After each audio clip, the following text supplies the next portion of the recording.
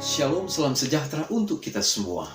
Kabar baik bagi kita pada hari ini adalah ada begitu banyak orang di sekitar kita yang terbuka dan mau menerima kesaksian dan pemahaman tentang Alkitab selama pandemi COVID-19 ini. Puji Tuhan, saudara-saudara, Dia menyelamatkan banyak orang untuk menikmati berkat keselamatan di situasi pandemi COVID-19 ini. Jumpa lagi dalam program 100 Hari Berdoa. Saudaraku yang kekasih, seperti biasa, sebelum kita membawa doa-doa kita kepada Tuhan, kita akan mendengarkan firman Tuhan. Namun sebelumnya, mari kita berdoa. Bapa di sorga, kami membutuhkan kasih-Mu. Tolonglah kami saat mana kami akan mempelajari firman-Mu. Urapan Roh Kudus-Mu menjadi bagian kami. Firman ini menjadi berkat penuntun dalam kehidupan kami. Dalam nama Yesus kami sudah berdoa. Amin. Pembahasan kita pada saat ini adalah the presence of Jesus, atau kehadiran Yesus. Saudaraku yang kekasih, pernahkah Anda berharap untuk hidup pada saat Yesus berada di bumi ini? Untuk berjalan, berbicara, bahkan boleh menikmati akan kehidupan bersamanya. Kalau itu mungkin menjadi satu kerinduan Anda, saat ini tidak bisa Anda gapai lagi. Namun, saya mau katakan, tujuan kuat dari Injil adalah memberi Anda sesuatu yang lebih baik. Dan Yesus ingin hidup di dalam diri Anda. Dia ingin menjadikan Anda seperti Dia melalui pelayanan Roh Kudus yang mengubahkan. Dan sudahkah Anda meminta Yesus untuk bisa bersama-sama dengan Anda, menuntun Anda, bahkan memberkati kehidupan Anda setiap hari? Dan menjadi pertanyaan, mengapa tidak mengundang Kristus untuk tinggal di dalam kamu melalui rohnya saat ini? Saudaraku yang kekasih, di dalam Yohanes 16 ayat yang ke-7 firman Tuhan berkata, "Namun benar, yang kukatakan ini kepadamu adalah lebih berguna bagi kamu jika aku pergi. Sebab, jikalau aku tidak pergi, penghibur itu tidak akan datang kepadamu. Tetapi, jikalau aku pergi, aku akan mengutus dia kepadamu." Saudaraku yang kekasih, melalui ayat ini mengatakan saat mana Yesus kembali ke sorga. Ketika Dia kembali ke sorga, Dia menyiapkan penghibur bagi kita, yaitu Roh Kudus.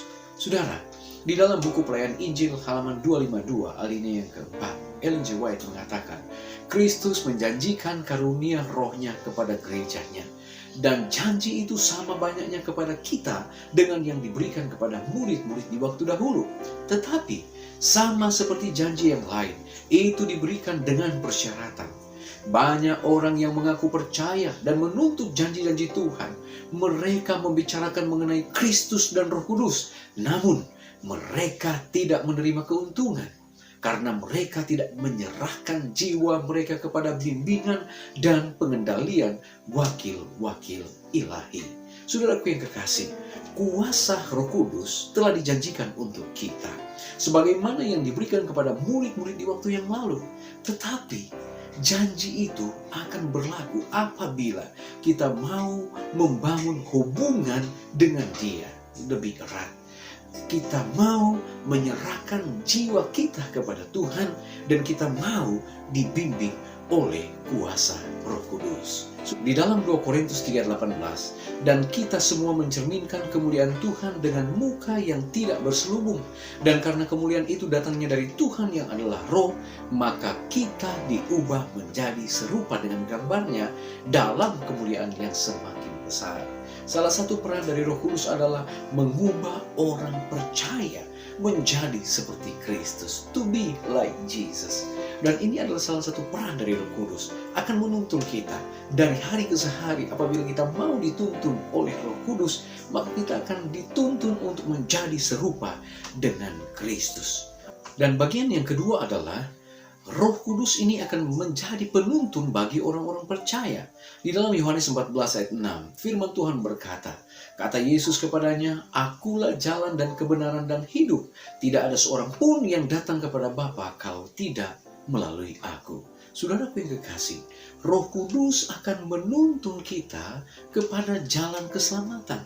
Roh Kudus akan menuntun kita kepada perbuatan-perbuatan yang sesuai dengan kehendak Tuhan.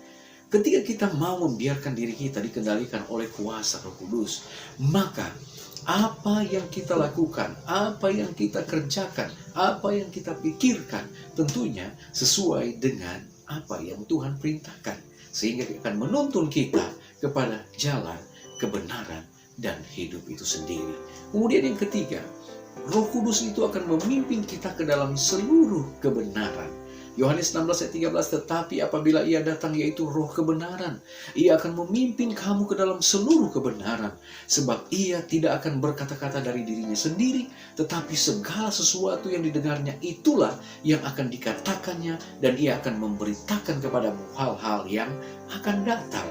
Anda rindu untuk hidup di dalam kebenaran, minta kuasa Tuhan lewat tuntunan Roh Kudus. Anda rindu untuk mempelajari akan kebenaran firman Tuhan, dituntun ke dalam seluruh kebenaran, maka engkau harus membiarkan dirimu dikendalikan oleh Roh Kudus. Ketika kita belajar firman Tuhan, kita akan diarahkan, dituntun sesuai dengan kebenaran yang tertulis di dalam firman-Nya. Saudaraku yang kekasih dalam Tuhan kita Yesus Kristus, di dalam buku Steps to Christ halaman 74, di sana firman Tuhan berkata melalui Ellen G. White, mulai saat itulah melalui Roh, Kristus tinggal senantiasa di dalam hati anak-anaknya. Persatuan mereka dengan Dia adalah lebih erat daripada ketika Dia secara jasmani bersama-sama mereka. Terang dan kasih serta kuasa Kristus yang berdiam di dalam mereka bersinar melalui mereka, sehingga semua orang yang melihatnya heranlah mereka, dan mereka mengenal keduanya sebagai pengikut Yesus. Saudaraku yang kekasih, saat ini ketika kita telah mendapatkan akan firman Tuhan, biarlah kita membiarkan kehidupan kita dituntun, diarahkan, dikendalikan oleh kuasa Roh Kudus, sehingga kita akan menikmati satu perjalanan kehidupan yang sesuai dengan kehendak Tuhan. Saudara, panggilan pada saat ini, marilah kita meminta agar Roh Kudus akan menuntun kehidupan kita. Sehingga apabila kehidupan kita dituntun oleh Roh Kudus, maka kehidupan kita setiap hari akan bertumbuh sesuai dengan kehendak Tuhan. Saya berdoa dalam nama Yesus. Amin. Baik saudara-saudara, ada 4 pokok doa yang kita akan doakan pada saat ini. Yang pertama, kita berdoa bagi orang-orang yang diperhamba dan dikuasai setan, agar mereka boleh dilepaskan dari kungkungan, dari kuasa kegelapan. Yang kedua, kita berdoa untuk ribuan kelompok bahkan gereja yang baru dibentuk di seluruh dunia, agar mereka tetap kuat dalam situasi krisis ini. Kita juga berdoa bagi pendeta-pendeta dan pemimpin-pemimpin gereja di negara-negara dengan layanan kesehatan yang sangat buruk, agar mereka boleh memperoleh perlindungan dari Tuhan. Yang keempat, kita berdoa untuk stasiun radio Advent di seluruh dunia, agar bisa menjangkau orang-orang yang belum terjangkau sehubungan dengan kebenaran firman-Nya. Baik saudara, mari kita menghadap Tuhan, kita bersatu dalam doa. Bapa di sorga, kami bersyukur Tuhan, oleh karena firman-Mu menguatkan kami saat ini. Kami diingatkan bahwa kehadiran Yesus melalui Roh Kudus di atas dunia ini akan menjadi penuntun kehidupan kami, untuk mengarahkan kepada kami untuk hidup di dalam kebenaran, dan kami boleh mengikuti akan setiap apa yang Tuhan kehendaki untuk kami lakukan, dan kami akan hidup di dalam kebenaran Tuhan. Bapa di dalam kerajaan surga, saat ini kami mau berdoa untuk pokok-pokok doa. Di antaranya ya Bapa, kami mau berdoa untuk mereka yang diperhamba oleh setan, yang dikuasai oleh kuasa kegelapan, agar mereka boleh terlepas, mereka boleh ada kemenangan, mereka pun boleh menikmatikan satu kehidupan yang sesuai dengan kehendak Tuhan. Biarlah mereka dalam saat-saat yang sulit ini, mereka pun akan selalu berserah kepada Tuhan, dan mereka boleh terlepas dari kungkungan kuasa kegelapan. Bapa di sorga, kami berdoa saat ini Tuhan, untuk ribuan kelompok bahkan gereja-gereja yang baru terbentuk. Tuhan menolong mereka, agar walaupun dalam situasi krisis ini, mereka tidak lemah, dan mereka tidak meninggalkan Yesus. Mereka tetap kuat di dalam kasih-Mu. Kami juga berdoa Tuhan pada saat ini, biarlah Tuhan akan berkati untuk pendeta-pendeta, tua-tua jemaat yang saat ini Bapa, mereka bergumul oleh karena tempat di mana mereka berada dalam keadaan kualitas kesehatan yang tidak baik. Biarlah Tuhan berkati, agar mereka boleh menemukan akan pemeliharaan Tuhan, terhindar dari COVID-19, dan mereka boleh mendapatkan kemenangan oleh karena Tuhan bersama dengan mereka. Bapa di sorga, kami juga mau berdoa untuk stasiun radio Advent di seluruh dunia. Biarlah itu akan boleh bekerja dengan baik, sehingga dapat menjangkau mereka yang tentunya rindu untuk mendapatkan akan kebenaran firman Tuhan. Di dalamnya ya Tuhan, kami terus berdoa untuk bangsa dan negara kami.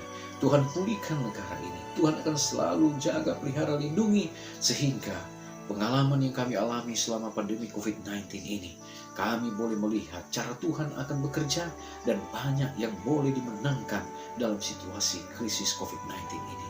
Terima kasih Bapa, dengarlah doa kami, ampuni dosa dan kesalahan kami. Dalam nama Yesus kami sudah berdoa. Amin. Baik saudara-saudara, pertemuan kita pada saat ini telah selesai. Kiranya kasih Tuhan akan terus menyertai kita, tetap berdoa. Anda tidak berdoa sendirian. Tuhan Yesus memberkati kita. Amin.